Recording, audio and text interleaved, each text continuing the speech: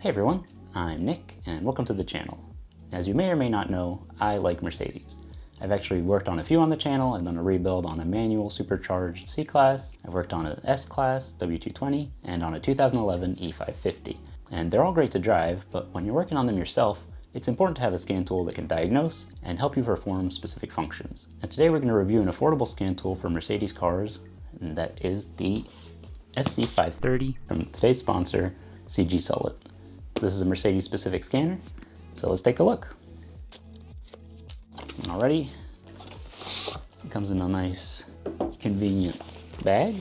That's cool, it's a nice touch. And we have the scanner on one side here. This feels like it would be nice in the garage. Sturdy, good buttons, especially if you're wearing gloves. That's good, let's see. We've got cables, so USB cable. Okay, there's a USB port right here. And the OBDII cable. So got the connector on this side, which you can plug in on the bottom. I like that it's a screw-in option, so it won't fall out while you're using it. Feels nice and secure. Good length on the cable, nice and flexible too, so that's good. And a manual.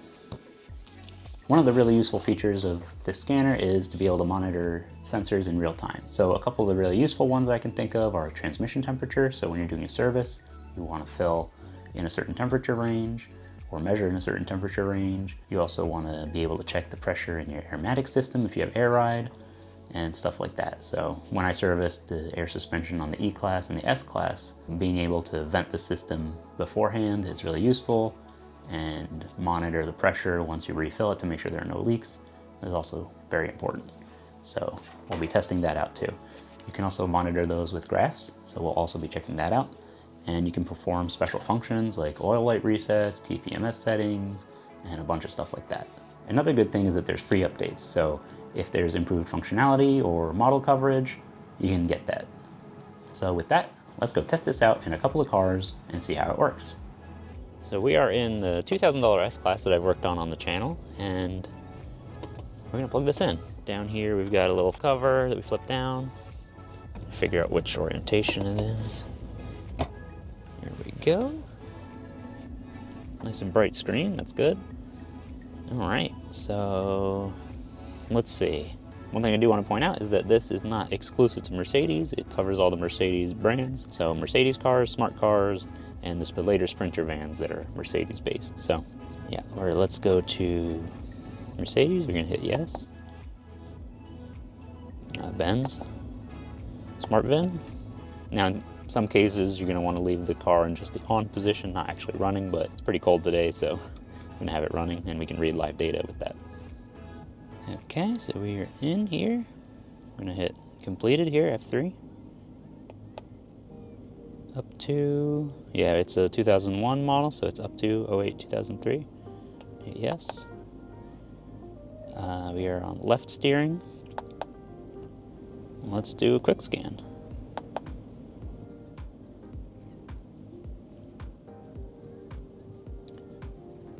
Now, while this scans, I do want to point out, you'll notice it just powered on when I plugged it in, and that's because this runs off the power provided through the OBDII port.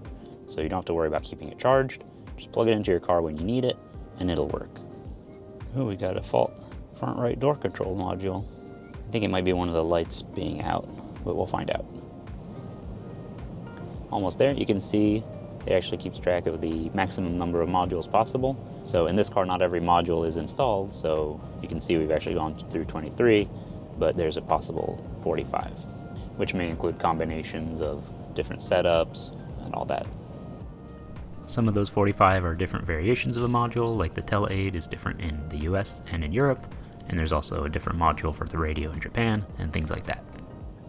All right, so let's go through. So we have, that's good, just navigate with the arrows. Okay, door, front right. All right, yes, there we go. Loads it. Go to read codes. Right, exterior mirror turn signal lamp, open circuit. It means the light on the mirror is burnt out. So that's good to know. Go back, go back. It's gonna reread the code. We're not gonna erase it because it would just come back because it's not gonna get fixed without physical intervention. You can keep looking.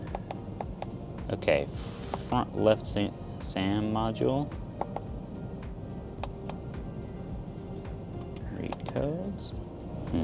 Stored codes. Alarm signal siren and refrigerant pressure sensor. Interesting. Oh, we'll erase those. Okay. No. Okay. Let's check the PSC system. So that's the system that controls the pneumatic locks and all that. So let's see what's going on there. Read codes. Trunk lid remote release. Okay, so this is an issue. It did repair the trunk pneumatic system, but when I unlock it, it still like hisses for a while. So there's something still going on with it that I'd have to address. But that's good to know. All right, let's go back and go to control modules. We're gonna go to chassis, I think. We're gonna look for suspension. And here, we should see some interesting stuff. So what we're gonna go is to live data. And we're gonna look at level sensors. Actually, let's look at pressure sensor values. So pressure in central reservoir. You can check, we're at 10 bar. It's good to know. We can go back, go into each strut. 8.78, all right, 2.7. So the pressures on the left and right side are gonna be different right now because I'm parked at an angle, like on a slope. So that's expected. You could also look at level sensors or vehicle level, let's see. Left front, 17, right front, 19, because it's trying to keep the car level, and 12 in the rear. That's neat. Actually, if we go back, and we can look at what functions are available in active test. So active test would let us adjust the level manually or automatically. So you could do that. You could check the damper valves or the central reservoir. So you could empty it or fill it. I'm not gonna do that since it's running right now, but you could do that. This is actually very useful if you're servicing the air suspension system. And then we can go to special functions, go to pneumatic tests. So you could test specific components, the control valves. So let's see what the test says. Now let's switch over to the engine module. Coolant temperature, let's see, we got 1 volt. Now these are voltages on the sensors, but if we go to graph here, it'll track the pressure. And since it's intake manifold pressure, when you accelerate, it draws air through and it changes the pressure. All right. If we go to settings, we can actually change our units. So if you want metric or imperial, you can swap. So if you wanted to see your pressure values in PSI, use imperial. Update, we would need to plug it into the computer, which we'll do later in the video, but for now, let's go check out another car. This is a 2011 E-Class that we've done some front suspension work and replaced the starter on. All right, so now we're in a car that is 10 years newer, and we're gonna do the same thing.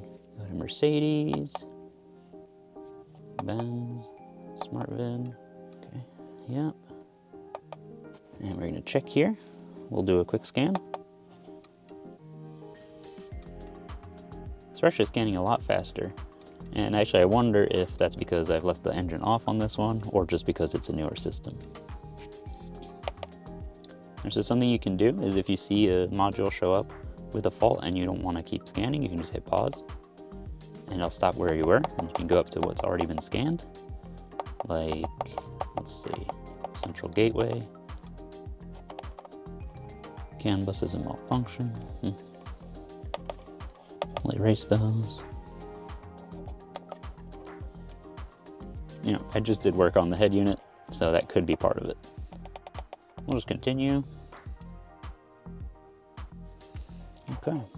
I can do a quick erase for all codes with the erase button there. Yes.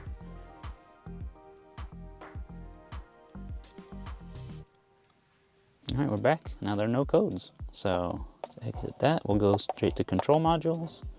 We'll go to drive, transmission control, we'll see. You know what, we'll start the car.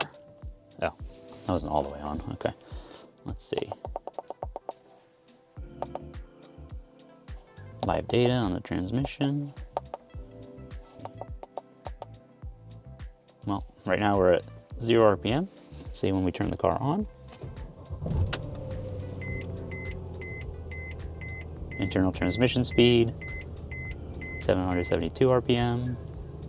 We got engine speed down here, 1100 RPM. No output speed because we're parked. If we go back, we could go to motor electronics, live data, thermal management. Engine speed's coming down because it's warming up. Coolant temperature, 6.7 Celsius. It's gonna climb pretty quick, but it is a cold day. There's just a lot of interesting data. Coolant temperature at engine start, -3 Celsius. Yeah, it's a cold day. Yeah, we got cold air coming in. Makes sense.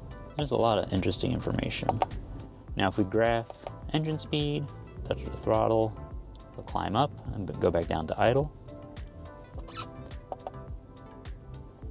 Now let's switch over to the transmission module and see the temperature.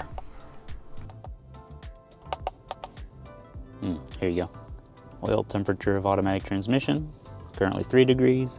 Usually checking levels or refilling, you want to be in a specific range, so this is very useful to find. Now the last thing we're going to do on this car is actually the oil reset. So you can see service B exceeded by 10 days, because I haven't reset it yet. Oil reset. So we can confirm general maintenance, we can reset it if we mistakenly did it, and we're just gonna do a reset here. So yes, service code B. Yeah, that's what we're seeing, service B. You can actually see right here, 10 days overdue. Travel distance since last service, that's interesting. This is all in kilometers. If you set it to imperial, it'll show you miles.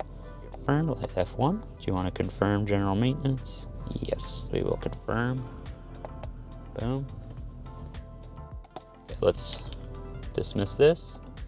We'll turn the car off.